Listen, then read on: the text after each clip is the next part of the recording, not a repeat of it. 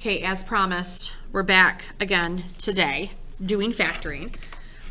Today you're going to see some where the A is not 1. So and really you don't do anything different, which is kind of nice. So I wanted to start out with one from your note packet. This is, in your notes if you stopped and grabbed it. So let's take a look at this example 3. Thinking about what we did yesterday, step 1 said to look for the GCF. These 3 don't have a GCF, so we leave that alone. Then you're going to list out your A, your B, and your C. A is the number in front of the squared variable, so A is 1, B is -11, C is -26.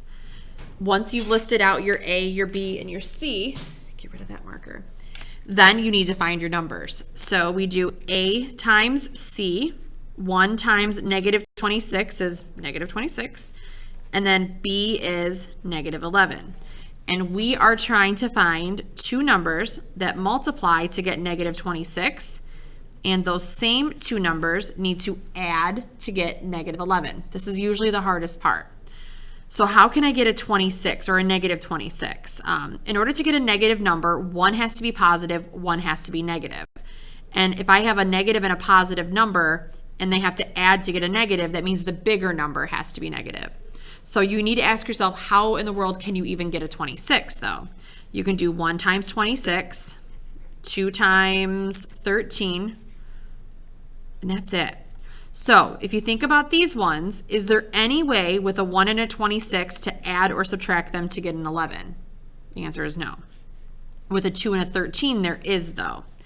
So if I have a 2 and a 13, one of them has to be negative. So in order for me to add these and get a -11, the larger number has to be negative. And you can check this. Grab your calculator. 2 times -13 is -26. 2 plus -13 is -11.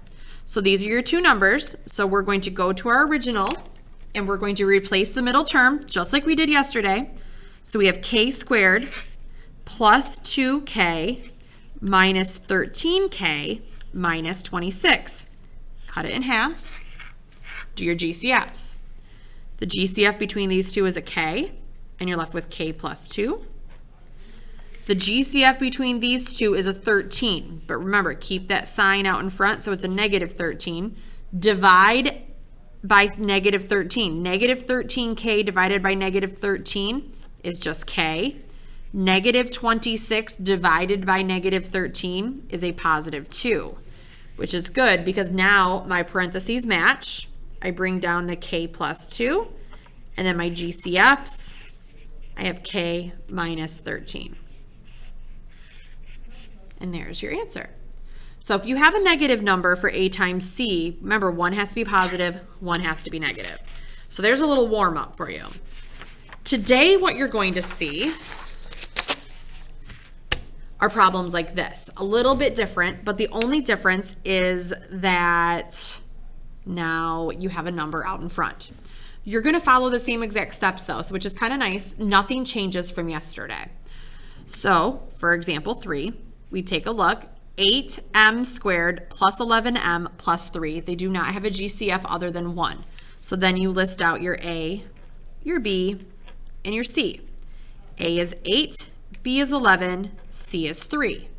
Now you need to find your numbers. So A times C, 8 times 3 is 24, and your B is 11.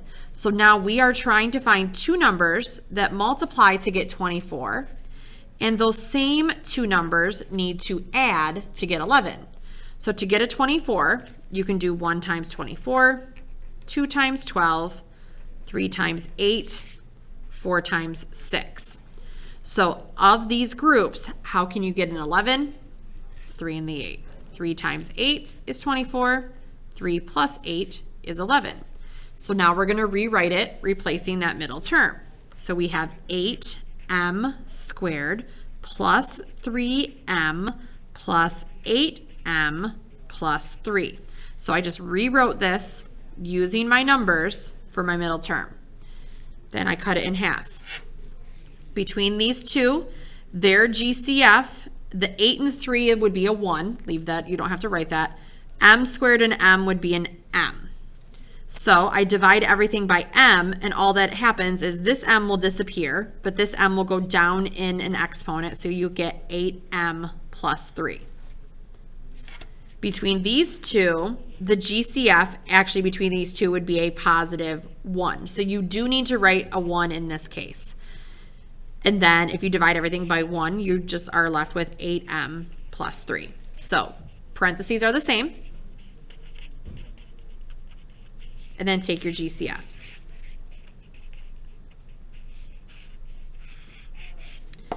And you honestly do the same thing every time, which is nice. It does get a little tedious. Let's take a look at this one. I don't do it like this. So if we have 3M squared minus 8M plus 4, we'll put a negative sign in there to switch it up a little bit. So no GCF, so we're going to list out our A, our B, and our C, and this will be the last one that we do together today before I let you loose. A is 3, B is negative 8, C is 4. So then you do A times C, 4 times 3 is 12, and then your B is negative 8. So you're looking for two numbers that multiply to get 12. Those same two numbers need to add to get negative 8. So now remember, in order to multiply to get a 12, positive 12, it can be a positive and a positive, or it can be a negative and a negative. Because this is negative, that means that these both have to be negative numbers. So to get a 12, you would do 1 times 12, or 2 times 6, or 3 times 4. So with these numbers, how can you get an 8 or a negative 8? And it would be 6 and 2. But if you do just 6 and 2, 6 plus 2 is not negative 8, so these all have to be negatives. That's how you can kind of like check it. So we're going to use negative 6 and negative 2 to rewrite our problem here. So we have, let me switch colors, keep it interesting for you. 3M squared minus 6M minus 2M plus 4. And then you cut it in half. So look for your GCFs. 3M squared minus 6M. So the 3 and the 6 both are divisible by 3. And then I have an M squared and an M. They both have an M. So now we're actually dividing everything by 3M. 3 divided by 3 is 1. M squared divided by M just becomes an M. Negative 6 divided by 3 is negative 2. M divided by M cancels. So that's what I'm left with when I factor out that GCF. Over here, negative 2M and a positive 4, they are both divisible by 2. But remember, keep the sign of whatever's out in front. So there'd be a negative 2. So now you're dividing everything by negative 2. Negative 2 divided by negative 2 is a positive 1. So bring down the M. Positive 4 divided by negative 2 is a negative 2. Which is good because now my parentheses match. So I grab one of those as my final answer. And then my GCFs also, 3M minus 2. So hopefully that helps a little bit. So today you're going to see some where your A is not 1. Be careful, try these out. Tomorrow we're going to see some special cases, which we just factor them all the same way. Hopefully day 2 helped clear up any confusion and any questions, and then I'll see you back here tomorrow.